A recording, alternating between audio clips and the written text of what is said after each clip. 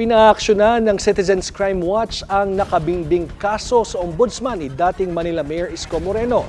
Yan ang weekend agenda report ni Just Ignacio ng Abante Radyo.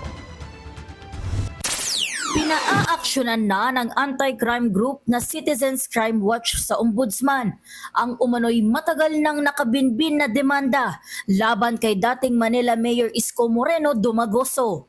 Kaugnay ito sa pagbenta umano ng ilang ari-arian ng dating alkalde sa Maynila.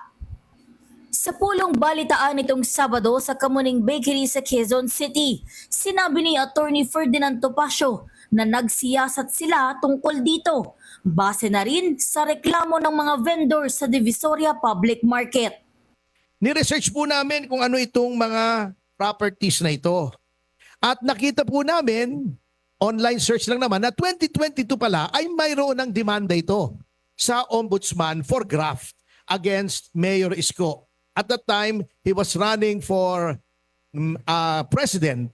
Ayon pa kay Topacio, nakita rin nila na meron ng isinampang graft case laban sa dating yorme ng lungsod na ifinail noong kasagsagan na tumatakbo siya bilang Pangulo noong 2022 presidential elections. Pero hanggang ngayon ay wala pa rin silang nakitang aksyon tungkol dito. Panawagan ni Topacio sa ombudsman, baka pwede anya itong maaksyonan dahil dumarami na anya ang mga reklamo at ari-arian ang nasasangkot. Para sa weekend agenda, Just Ignacio, Abante Radyo.